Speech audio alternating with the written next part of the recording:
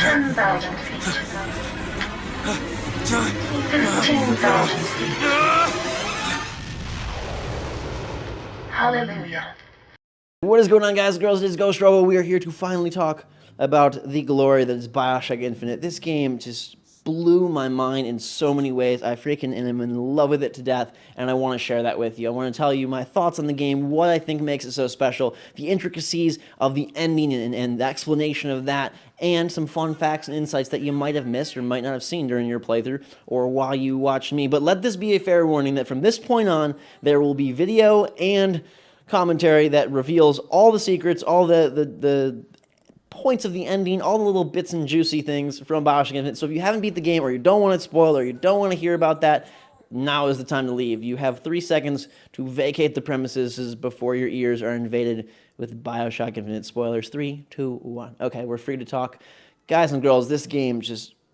I play a lot of games. I play 80 to 120 games a year. I see it all across all genres. And it's very rare that a game is able to completely just wrap me up like Bioshock Infinite did. And I think across all media, books, movies, games, there's kind of some telltale signs that this is going to be a piece of media that really just encapsulates my mind and my heart and really doesn't let go. And those things are a very engrossing story that's sprinkled with mystery and intrigue, characters and a world that are so well developed and so real that you don't want to leave when the story is over.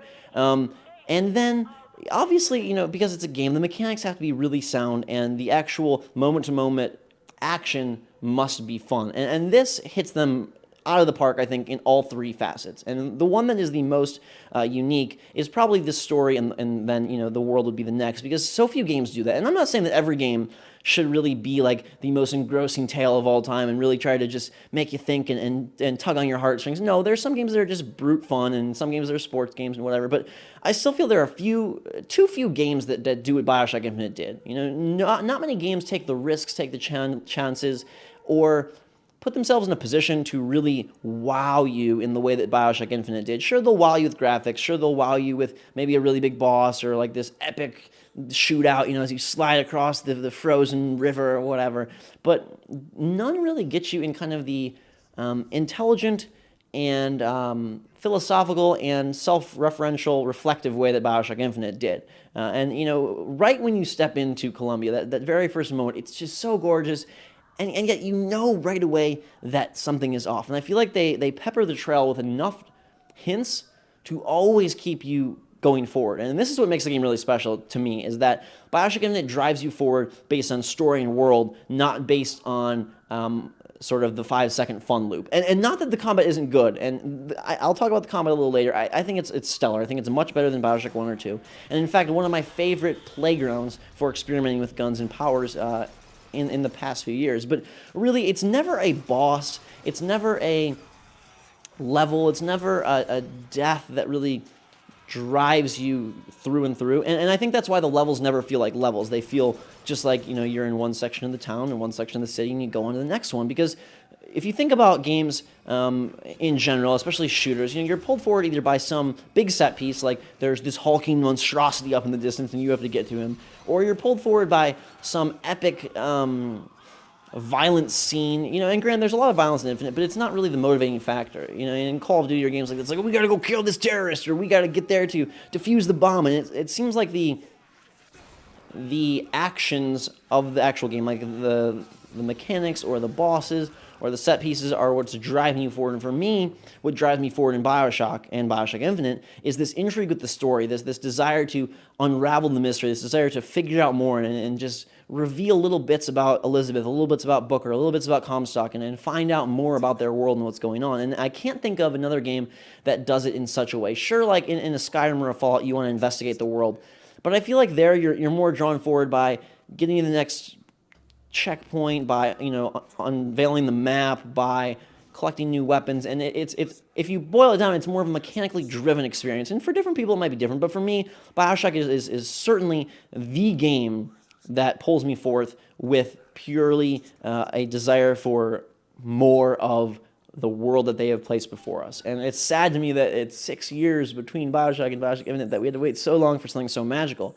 But perhaps that makes it the most magical. Perhaps if it was every year, you wouldn't feel that way. But I feel like a couple other developers would really behoove them to translate their mode of operation towards a more in-depth and intelligent approach to games and to their stories. Lost is previously my favorite piece of media ever, and I think Bioshock Infinite's up there as one of my favorite books, movies, stories, games ever. And it was because it dragged you so beautifully on. Like, it grabbed your hand and said, come on, I want to take you on this journey, and I want to show you what this world has to offer, who these characters are, and why you should be interested in them. And too few games, if none, do that, right? They draw you forward by, find the new weapon. They draw you forward by, oh, you want to get to, the big tower at the end of the hill so that you... And Bioshock does that. The vigors are really cool. And it doesn't sacrifice gameplay for story one bit. But something I think that is pretty awesome is that if you think about Bioshock Infinite, sure there are load screens, sure there are technical breaks between the levels, but there isn't really... It's not like, this is the water level, this is the ocean level, this is the level where we faced off against Comstock, this is the Songbird boss battle. There are memorable moments, and there are instances that you can say, okay, that was definitely like a clear, line in the sand where it was a new level. But for the most part, they do such a good job of pulling you by story beats that it's not like, we beat this level, like encounter over, okay, now fade to black and go to the next room. It's usually a story beat or a chase or something is calling you to cross that threshold into the next level. And so while you do have sort of Fink Town and the Shanty Town, and you do have, the market in the city towards the end, and you do have Comstock House at the very end, and you do have the opening raffle, and they are very, you could label them all out on a piece of paper, like this is this level, this is that level.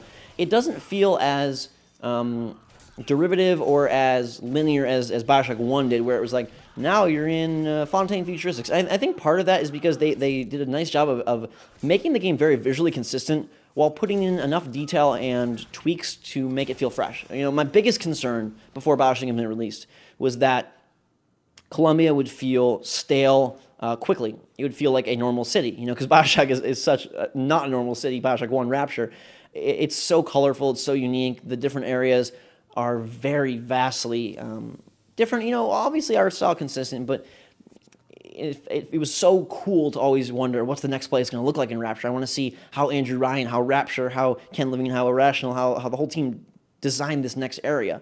And I was worried that by being outdoors and by having a more realistic city approach, it wouldn't have as much variety. And I don't think that it did have as much variety, but I was so impressed with what they did with the levels that they had to include a consistent level of sameness, but also enough differentiation to make you be like, okay, this is really cool. And the one that sticks out the most to me is the Hall of Heroes, when they have that epic, like, Disney-style animatronic, I know it's cardboard, but I think it was like animatronic, like reenactment of the Battle of Wounded Knee and the Boxer Rebellion. Like, that's just so beautiful and magical. And I really, I equate the Bioshock games to a Disney production, not necessarily a Disney movie, although Elizabeth does have some qualities of a Disney princess for sure, but like a Disney level production where there's so much care and thought put into every bit. If Bioshock Infinite was a ride, picture it like this. If you're at Disney World and Bioshock Infinite was a ride, you would go through and there would be very, very fun drops and big spins and things like that. But the main thing you'd be glued to is the environment and the world and the characters and sort of the narrative that they're telling through the ride. And I think that's something that Disney does that, if we make the analogy of Disney is to, Universal as Bioshock is to every other game, you have a narrative and a story that is the catalyst for the ride and the experience, as opposed to just, let's just go crazy, 90-mile-an-hour drops and whoa, vomit and our hearts fall out of our throats. That serves its purpose. Don't get me wrong. Like, those games are good. But I think the ones that will stick with us are definitely games like Bioshock Infinite, because of how I think it's safe to say that like a really good book, like it piques your interest and makes you think. And I'm sure some people will go through Bioshock Infinite and not worry about that and just play with the combat. 'Cause the combat is so good. Like, the vigors, I thought, were very well done.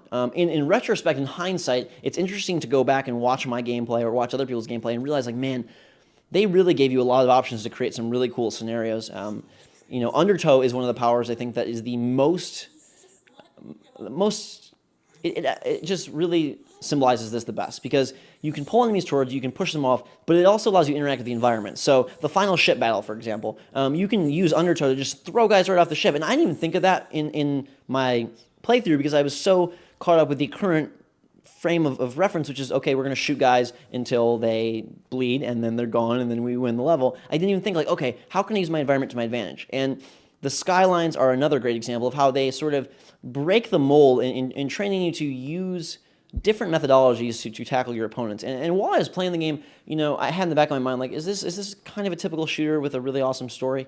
And I think that in a lot of ways, they have a lot of shooter beats. You're collecting ammo a lot, you're going around, you're picking things up, you don't really care what you're picking up. It's like health items and vigors and min-maxing your shield and your health. But they did create a very effective playground, and I think that when you're in a game like Bioshock, it's so good that you nitpick a little bit too much, a little bit of the details that you might not normally consider, and you kind of get just encapsulated in this experience of the flow of combat and don't realize that it really is so good. Going back and playing other more generic shooters that involve just machine gun and grenades, it's clearly missing something, and I just think that they created a system that is really, really cool. Even some of the more basic powers, the Devil's Kiss, which is throwing the fireball, as you upgrade them, they have really cool implementations and uses. And I know that some people thought, man, there's just some real combat-heavy sections, and really they just filled the gaps with too much combat. And it's there's this dissonance between Booker and Elizabeth going on this very, very in-depth and very, very pertinent journey, and yet, I don't know, I'm gonna kill 100 guys now. But I didn't feel like that at all. I felt very much emboldened as Booker. I thought he was a great character. I thought that he really made me reconsider my desire to have a silent protagonist. I've always been one who wants a silent protagonist. But I now think that when done right, a seldom spoken voiced character can be more engaging, because it gives you a sense of who they are instead of just, I am robot walking through the battlefield. And there's something cool about, like, I'm going to put myself into Gordon Freeman, I'm going to put myself into my Skyrim character, I'm going to put myself into this. But I think when you're trying to tell a very specific narrative that isn't sort of a choose-your-own-adventure or an open-world game, it would behoove developers to utilize this model of very good interaction between your player character and the world around them. Booker's comments to Elizabeth, they not only sort of reveal aspects of Booker, but I felt like they did a really good job of speaking true to the situation. Some games will be like having the character say crazy things at the most inopportune moments, and it's like, oh, what's going on? But this one felt really spot on, that, whenever Booker would talk to Elizabeth, whenever he would say things, they were always relevant, and it seemed like things that you would indeed say, and that's why I felt like the battles weren't too out of place. Booker is this very hardened soldier who has experienced a lot of battle, and he's really, Comstock is sending all the forces and fury of hell after him to take him down. So to be trying to get from the Hall of Heroes over to wherever, from Battleship Bay to Hall of Heroes, and there's 50 guys you'd fight, like, that seemed legit to me. And I didn't really experience any of that, like, I wish there wasn't combat. I really loved the combat. I enjoyed it. I will say that on hard towards the end, there's quite a few bullet sponges. But, again, they at least ask you to handle the situations in cool ways. The sirens towards the end of the game that reanimate the corpses. I didn't even think of some of the ways you could have handled it, like using Shock Jockey or Devil's Kiss on the bodies so that they would burn, and then the siren could not bring them back to life. Like, there's some genius things that they've included in there that if you explore around and play around, you will have fun with. And I wonder if people who are kind of complaining a little bit about the combat maybe treated it more like a shooter, where they just picked up their machine gun and zoomed in for headshots and kind of used one power. I was surprised to see a lot of reviewers and people speaking on the game saying that they only really used one or two vigors. They used, Murder of Crows, Devil's Kiss, Shock Jockey. I really enjoyed experimenting with all of them. I would have loved there to be 3 more vigors, and I think the vigors are a great example of just the tender care that Irrational puts into the game that makes it above and beyond a great game and sort of elevates it to that legendary status. And it's something for me and for you to consider in anything that you do, that attention to detail and little extra oomphs of effort really can go a long way. So the fact that the vigors are placed around the world as bottles of the vigor and not just always salts added so much joy for me. Like, I thought it was so cool to find the Bucking Bronco bottle, to find the Devil's Kiss bottle, to find the Undertow bottle laying around the world, as opposed to just seeing, like, oh, here's the bottle of salts, because that feels so gamey, right? And if you want to maintain a sense of enrapturement, a sense of total just you're totally keeping the player enthralled with the world. You got to make them feel like they're there. And I thought that those vigors lying around was like just a great example of the small touches that go a long way. And it also brings up one of my problems, which was like, why weren't more enemies using vigors? Fink manufactured these vigors, and I guess you could say, well, maybe they couldn't handle them, or maybe they were brand new, or maybe he just threw them around. But why are they laying all around and no enemies are using them? I guess you have no way to defend against them, so maybe it presented a crazy combat problem where, okay, we could give some enemies these things, and yet how would the player ever counteract them? And I guess you could say that the firemen had Devil's Kiss to a sense, and the crow man had a weird version of Murder of Crows, and the handyman kind of had charge. I would have liked to see one or two more enemy types. I thought mechanically the game could have done well with one or two more enemy types. And I know that the Boys of Silence were supposed to be in there more, and then things got cut. Perhaps there was one or two more as well that got cut. I think that fighting the sort of townsmen and the policemen was good for the theme of the game, but it would have been cool if Comstock had a few more special soldiers in his army to throw at you. That was my only real complaint. Like, I would have liked to see a little bit more enemy variety that challenged you in the ways that the Siren did, or challenged your mind in the ways that final battle did, where, okay, I got to ride the Skyline to then Skyline Strike this guy. And even though Skyline Strike was like a really overpowered attack, it again encouraged you to navigate the battle spaces in different ways than you're used to. It wasn't sit behind this box, blah, blah, blah, blah, and, slowly and methodically move around. It encouraged you to be mobile and encouraged you to be creative. And I think the tears, more than anything else, initially I think the tears were supposed to be more of a cinematic addition to the game, where if you look at some of the early footage, and I am going to make a video talking about this, I believe, the evolution of Bioshock Infinite, a thunderstorm would come over and Elizabeth could bring in, the thunder and electrocute the guys with lightning in the puddle of water. Or she could, bring in a horse to run someone over. Things like that, where it was more of a cinematic, almost quick-timey feel to the tears.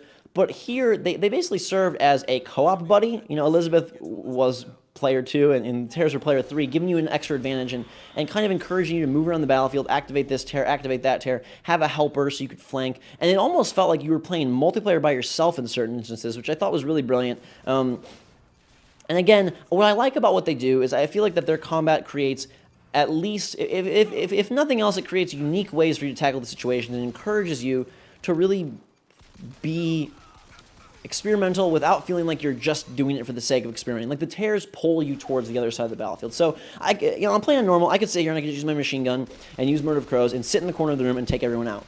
But the tears subconsciously convince you that, okay, I want to get to that point over there so I can activate that gun automaton, or I can activate that hook and then, Skyline Strike some guys for a quicker victory.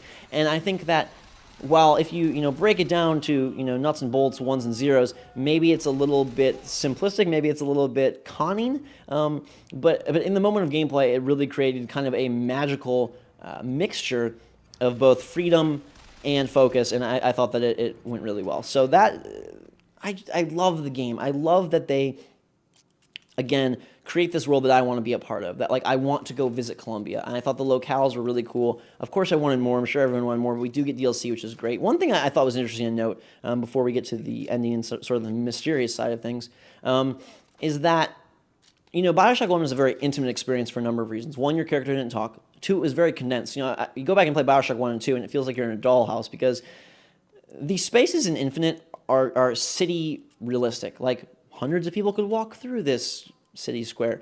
20 people could fit through these doorways to the giant church. In Bioshock 1 and 2, almost every doorway and hallway is 1 or 2 people wide, and there aren't as many gaping areas. Yes, there are atriums and huge rooms, I do know that, but thinking of it as a massive city full of people, Colombia is more of an accurate representation. And so what that did, it's not a negative, because what it did was it created Bioshock 1 and 2 to be very intimate. You were speaking to a lot more characters directly. There's a lot more you interacting with the NPCs than watching the NPCs sort of interact with each other. And so while the intimacy in Bioshock Infinite takes place between Booker and Elizabeth, and I think creates a stronger tie to characters, the intimacy of Bioshock 1 and 2 was with sort of the characters of the world, and sort of it's just a different feel. I don't know that one is better than the other, but it's just a different nuanced difference that Bioshock 1 and 2 have you walking up and talking to Sandra Cohen and seeing him existing in his element. And the only real moments we get of that is like Daisy. Towards the end, you see Comstock, and the audio logs are always great. And I felt like they were better in Infinite than they were in Bioshock. And I don't know if it's just because I like the voice actors better. I love that old-timey sound of the Voxphone clicking on and off. Like, I want that to be my ringtone. I want Comstock from the Voxphone to narrate my life. But I felt like they were better handled in this game. There was a smaller set of characters, I think, if you add it up, or at least a smaller number of characters spoke more in the Voxophones. But again, it's just different, because the only real like player versus NPC we get in Infinite is Daisy in the middle, and then Comstock at the end. But Bioshock felt like there was a new guy every level that you were like, hey, this is this guy, and this is how he screwed up this part of the town, and we're going to interact with him and meet him. And so what that does, I think, is I think that kept it more intimate and almost kept the story smaller, and it definitely was smaller. And so it kept you more focused and kind of on this path to reveal the world and figure things out, and maybe if you think of it like just as the story was a gigantic circle, the circle of Bioshock 1 and 2 is a little bit smaller than the circle of Infinite. And that creates some problems, because I don't know that I felt as attached to the world in Colombia as much as I was in Rapture, but I was more attached to the Booker and Elizabeth, and so I think that it was ultimately a win for them to focus on that relationship so intensely, and by doing that, and by giving Booker a voice, and by giving him speaking parts, and by making you care about Booker, I think that they then circle back upon themselves and make the story and the world more engaging, even though it's not up front, if that makes sense. Slate, you see him for like 5 seconds, nobody really cares, but by making Booker and Elizabeth so vital and brilliant, you care more about them, therefore care about their actions, therefore care about where they are, and therefore I liked Columbia better than Rapture, which is a scary thing to say, because I never thought I'd like a world more than Rapture. Underwater State's like, dream come true, but Columbia is so good, holy crap. I wanted to be there, and I didn't want to leave. The moments I liked the least in Bioshock Infinite were the moments where it felt like I was just on a battlefield fighting. The moments I liked the most was when you were inside buildings, or when you were in beautiful churches and places of wonder. And that's why, to me, it feels a lot like a Disney ride. And I already have all these thoughts about what I would do differently, or how I would make a game sort of like Bioshock, but maybe better or whatnot. But what they have put in front of us is a brilliant world that I think is unforgettable. And I think that even if on face value the world is not as amazing in a uniqueness way as Rapture, I think by putting the stock in the characters, they create more of an attachment to the world than Bioshock 1 did. Because frankly, we didn't care about Jack. At least I didn't. I didn't know who he was. I didn't care about him. I was more about those second parties, those third parties, and the world itself, and the big daddies. Like, I'm more attached to Big Daddy and Little Sister than I am to main character or Andrew Ryan, whereas in Infinite, it's like Booker, Elizabeth all the way, like till the end, right? Like we're gonna stick it out with them till the very end. So let's get to the end, which is the big, mind blowing science fiction, crazy epiphany of confusion. I have spent a long time analyzing and looking over the ending to the game. I'm gonna bring up some notes quickly here just to keep me on track with what I want to tell you, but man, they did a really good job of laying the groundwork for this. And I think what they really did great was sort of the brilliance of the Comstock daughter mystery to trick you. So they start off the game by making you think that this is the lamb of the prophet, this daughter of Comstock. And you're like, huh, what's going on? And then there's these things about, Elizabeth is his daughter, but then all these things about, no, Elizabeth isn't his daughter. And I think that whole mystery sort of kept you...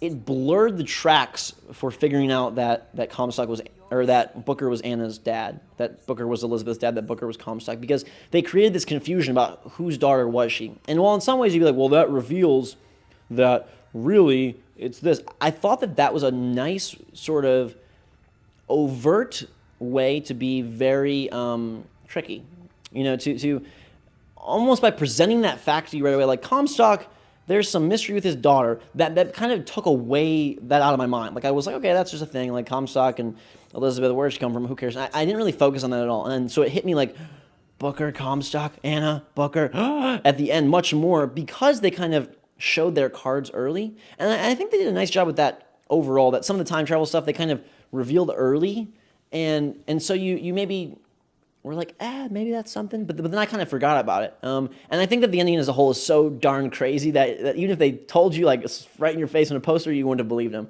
Someone actually in the comments on launch day wrote Booker equals Comstock, and I was like, come on, you're crazy. And all throughout the entire game, I didn't even think about that once, because like that's such a ludicrous statement. And so I think by kind of overtly presenting some of these things, like the weird Lutece twins and that, they kind of did a better job masking the ending. And maybe that's only in retrospect, because now we know what those things mean. But when you look at it in that way, they really nicely walk that path of like giving you a good amount of information, but not too much, and revealing things along the way and placing the hints in the right places without being like, here's our twist. So what was that twist? The twist is that Elizabeth has to go back in time to kill Booker in order to eliminate the ability for Comstock to exist.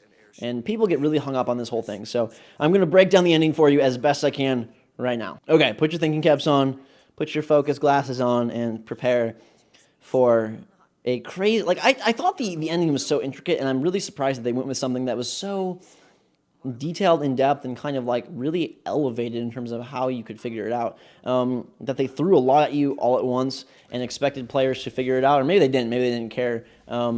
But here we go. Let me try to break it down for you. So the crux of the game is constants and variables, and one of the constants is that Booker lives his life and goes to Wounded Knee. He goes to the Boxer Rebellion. Blah blah blah blah.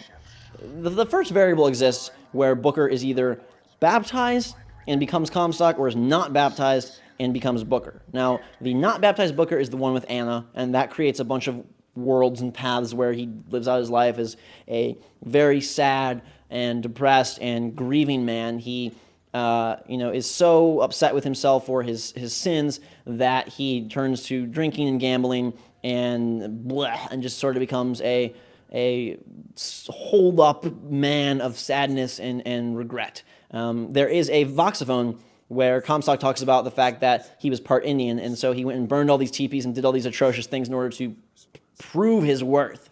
And so he's looking for a reason to basically cleanse his soul. And so he's hoping that the baptism will be that for him. But he gets there and realizes, this isn't going to do it. I still have all these things. I don't even want to deal with this. And he leaves and sort of rejects that as his cleanser, doesn't think it's going to solve it. He wants to own the responsibility for his actions and becomes the man that we play as, Booker DeWitt. The other option, the variable, is that he does get baptized and chooses to become Comstock. And he is so enamored with religion and the salvation that creates for him that then he feels emboldened and empowered to create the city of Colombia and wants to create this place in this magical city where everything, whatever, but he still has that side of him that killed all those people and did all those things, and therefore he deals with his regret and his sins by trying to create a perfect society, and then ends up devolving back into evil and back into an even worse monstrosity than he was when he did those atrocious things at the earlier battles, and puts down all the foreign people, puts down the blacks, puts down all lower people into Finktown, into the shantytown, and then goes and seeks out Elizabeth because he wants a child. He has seen this premonition. He can see the future, can look into the future, or at least he thinks he can. And the reason he can do that is because of the Luteces. And the Luteces, Rosalind and Robert, are the same person. And I don't think they ever clearly explain this. They drop hints because of that they couldn't be in the same place, that they had a very difficult time meeting each other, that they wanted to be together, that the only way was through the tears. But that is another variable, which is that Robert is the boy version and Rosalind is the girl version. And the boy version becomes a scientist and meets up with Booker DeWitt, and the girl version creates the technology or reveals the science that allows Colombia to float and pairs up with Comstock. Comstock then asks for a child. He has been experimenting with the tears so much that his body has become sterile. He has cancer. He's had lots of issues because of exposure. And they were saying, how come this didn't affect other people like Elizabeth or the Luteces? But the theory there is that going through them perhaps has more of an impact on you than just opening them or being exposed to them, or if you actually look inside or step through or take things, that would be more, that would cause more of the side effects than just being near or being around. That's the explanation for that.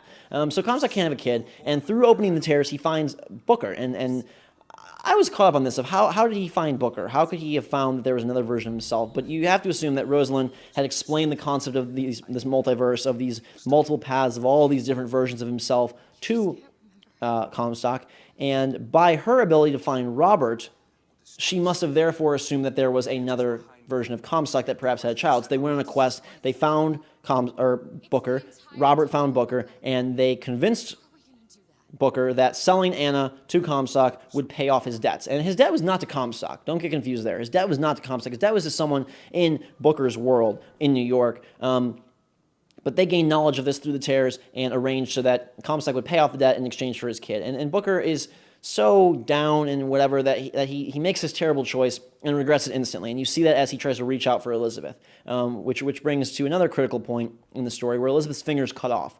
This is the origin of her powers. The ability to open tears, all of her magic comes from existing in two worlds at the same time. Because her pinky is back in Booker's New York, and because her body is in Comstock's Colombia, she is able to somehow see and experience multiple realities, and that is the origin of her ability to open tears, to see into them, and a power that was very unfiltered when she was a child. She could open all these tears. She talked about doing it at free will, out of her own desires, and that's not really clear if she really was creating fake worlds out of her desires, or if she was just wanting something, and by wanting it, her mind was able to tap into sort of that sea of doors and find what she was searching for. But Comstock realized she had these crazy powers and began to hold them in containment because he saw a vision from an angel, which we are led to believe is actually a tear that he opened, or that Rosalind and Robert opened, or that Elizabeth opened, where he sees his daughter, Elizabeth, which really is his daughter from a different world, destroying New York City. So Comstock has knowledge of this. He has knowledge of the destruction of New York. And Robert and Rosalind feel bad about taking Anna. They really regret this, and they don't want this prophecy to fulfill itself. You know, Comstock uses science to sort of represent, or rather he has religion representing science and saying, oh, this is an archangel, this was this God moment where I was in tune with God himself, I am a prophet, when really he's using science and the tears to predict and to see everything, which I thought was kind of interesting commentary on religion and science, but that's for another day. And so he's able to know that Booker is coming, via tears, via seeing the future, that Booker is coming, and that is how they are able to prepare for Booker to be there. They have, the mark of the prophet, they have all that things because Comstock knows about it. Booker, he brands himself with AD as a penance for his choice of getting rid of her, his guilt. So now we get to kind of where that sets things up, and now we get to where the game is. And in the game, Robert and Rosalind go back. They feel bad about Anna. I'm not sure that their motivation was really to stop the world from being destroyed. I think they just wanted to set things right. They feel bad about taking Anna. They also were killed / banished by Comstock, and they no longer have any allegiance to them. Their motivation is a little bit less clear than maybe Elizabeth's or Booker's. They don't. It's not like, oh God, we don't want the world to end. You never get a sense that their mission is to prevent the siege of New York. It's more to right the wrongs or to see if they can. Maybe it's a little bit selfish that they have an experiment that they want to test out. Can they affect a timeline by bringing in a variable from another world? Because they talk about this at the beginning. They talk about it's an experiment. He doesn't row because he never rows. And you're revealed that you are the 123rd Booker, I believe 123rd. Because at the beginning of the game, when you make the choice of heads or tails, when you flip the coin and it's always heads, that is they're trying to determine if that's a constant or a variable, and I think they've established that it's a constant, and so that they've tried 123 times and failed by bringing Bookers in. So they're bringing Bookers in to try to affect the timeline, and nothing ever changes. And when you die in the game, before Elizabeth or when you're not with Elizabeth, and it brings Booker to that black and white room, what that represents is not a dream, not a epiphany. It represents a new Booker being brought by Rosalind and Robert into the Comstock world. So that Booker dies that you are, he dies and is gone, and they have to go fetch another. And when you think about it, it's a little bit sickening that they're screwing with so many timelines and removing this Booker character from so many different worlds. And granted, his wife died during childbirth. We know no information on the mother of Elizabeth, but his wife died during childbirth. And so he, I guess, has no ties really to anyone, so that maybe they don't feel so guilty that they're removing this man and killing him kind of without his knowledge, because when he is brought through the tear, his mind is messed with, and he recreates a fake set of memories to fill in the gaps. And they talk about this in the Vox phones, that the mind will do that it will create these fake memories to make up for the fact that you're confused, or make up for the fact that your body and mind don't know what's going on as you're traveling between the worlds. So Booker is brought into their world and artificially remembers this tale of that he has to save the girl, to pay the debt, and that whole mantra becomes his motivation for what he's doing. And he thinks that it is by his own choice that he is there trying to save Elizabeth to pay off the debt, when in reality it is by his own choice to go there and save his daughter, based on his guilt. We don't really know. Maybe he was doing it for Robert. Maybe they said it would, cleanse him of his sins. But mainly it's to go get his daughter. And so every time you die, it's erasing that Booker, and then you go as a new Booker, and it sort of fast forwards to that point, and then you take part from there yet again, and resume your quest. And my big question was, where is the moment of change? Because it's this loop. They talk about it always happens, that they've brought Booker in, he fails. They never, Songbird always stops him. They can't do it. And I guess you have to imagine that the moment of difference is when Booker crosses the bridge to Comstock House. You'll notice that it changes to winter, and he's like, winter in July, this is so weird. And I thought it was really weird too, and this is one of the most unclear parts of the game, and I think one that they needed to be more explicit on. But anyways, old Elizabeth has brought you into her version of the world. You travel between so many versions of the worlds, it's a little bit hard to remember exactly which one you're in at any given point. But at that point, old Elizabeth uses her power to bring you in. Whether she always did this, or this is the first time she figured out how, or the first time she thought this would be beneficial, I don't know. There really isn't a clear line in the sand of where the new stuff takes place. But we have to imagine it's when he crosses that bridge. Elizabeth brings him forth, shows him what happens if Booker gets stopped, empowers him with the postcard for Elizabeth, the CAGE, to command the Songbird. They go, Elizabeth gets it, and they take down Comstock and the Vox Populi forces. Some people question why, when the Songbird destroys the siphon at the end, that's not in Elizabeth's current world. How would that allow her to then use her powers in that world? Because it's not her siphon. I thought that was an odd question, because I think the siphon is more of think of it more as a bubble. Like it basically places a force field around Colombia that doesn't allow Elizabeth full access to her powers. I don't think it's like intrinsically tied to her heartstrings or her soul or something like that, or sucking out the powers. I know there's sort of hooking her up to the machines at the end, and maybe that got people confused, but really, the siphon, I think, serves as more of a force field. So they destroy the siphon, and then we get to the big craziness, which is the ending of the game, where they go back and they murder Booker. How does this happen? How does this fix things? Okay. It's very crazy, very confusing. The main thing Elizabeth's trying to do is go back and kill Booker before he makes the choice. And there's multiple theories here, but I'm only going to give you the one that I think makes the most sense, is the most prominent, and I'm just going to say the correct theory. Elizabeth goes and murders every Booker, but that is not the same as Booker killing himself or every Booker permanently being evaporated, because of the paradox that killing Booker creates. In order for Elizabeth to kill Booker, at least one of the Bookers must choose the baptism, must go forward in time to become Comstock, must then steal Anna, must then create Elizabeth to be this empowered, crazy monster, must then feel guilt, must then, with the Luteces, bring in Booker, must then try to right the wrongs, must then go back in time and kill Booker. So that establishes a paradox where then nature will course correct itself. At least this is the theory as far as I understand, and what makes the most sense to me. So to say it in a different way, in order for Elizabeth to exist to kill the initial Booker, there must have been a Booker that chooses the baptism. So it creates this strange paradox. Basically, nature freaks out, has an aneurysm, and just basically shuts off those timelines. And that's why at the end of the game, we see sort of the consistent timeline, which is Booker rejecting the baptism. So the variable of Booker going to the left and rejecting baptism, or going to the right and accepting baptism and becoming Comstock, is no longer a variable. It's become a constant. Elizabeth did not kill every Booker, eliminating the choice, but by killing every Booker, she eliminated the choice. And that's the hard part to wrap your heads around. I've seen some interesting graphs that make better sense of it that you can seek out. But you just have to accept these truths that are, when a paradox is created, nature will right itself. And so while some people think no, Elizabeth only went and killed all the Bookers after he chose baptism and then murdered him so he couldn't become Comstock, that doesn't, I don't think it gels as well, and I don't think it effectively creates the 0% situation that the other version does, which Elizabeth kills all Bookers. And where she gained this knowledge of how to do this, I don't know. I don't know if she just got dumb lucky, or if she really was just omniscient now because she could see every universe at all times.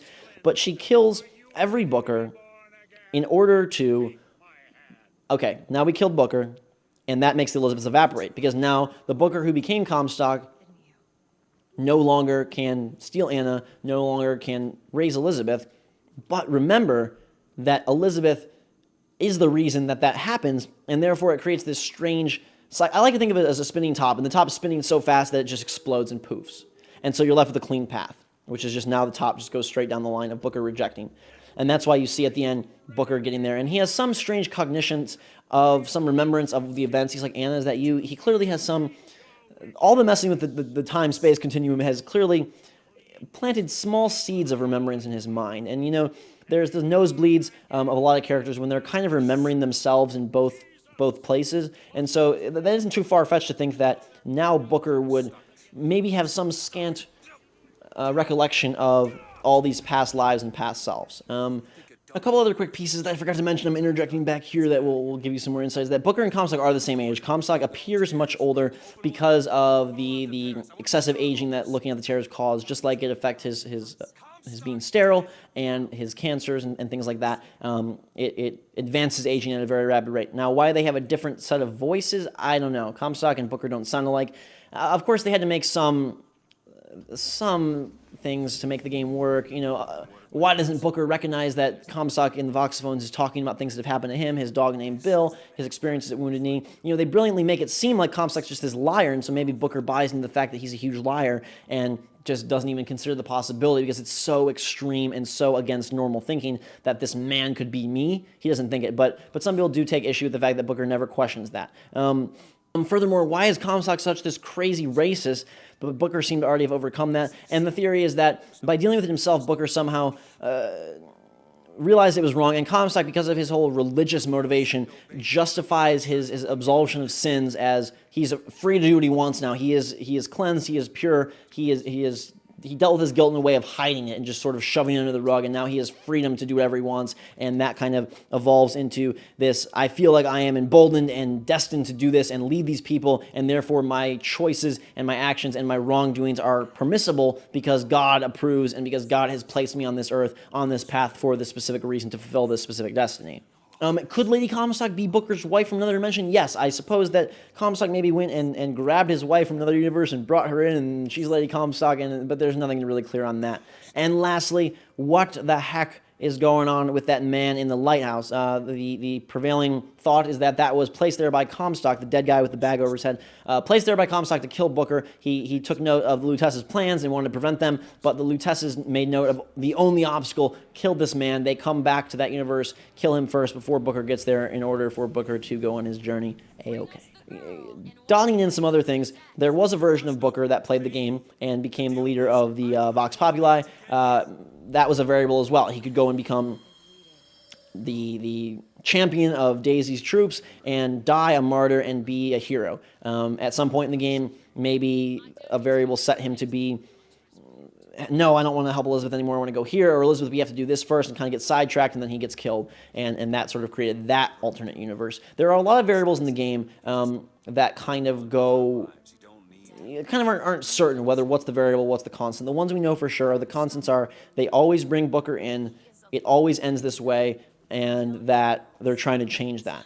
And the variables are the baptism, and then the new variable is old Elizabeth coming in and changing Booker's mind.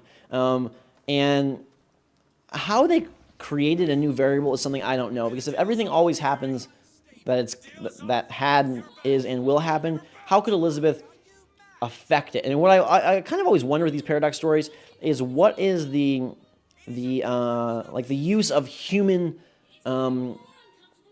choice. You know, can a human by choice break that, or is if it's predestiny, then how can a human ever come up with a way in order to break that cycle? Because isn't them coming up with a way to break the cycle part of the cycle, or do we just have to accept that they've had this ingenious epiphany that is, you know, a stroke of luck that now they can change the cycle? Or was it always a variable and it just had always fallen on the head side of the coin and we never yet saw the tails? There's some very intricate, confusing things, and if you overanalyze every point, I think you can kind of break the story apart and it all falls down. And maybe Ken Levine and the team were hoping that people would just take it at face value and be like, oh, they killed Booker, now no.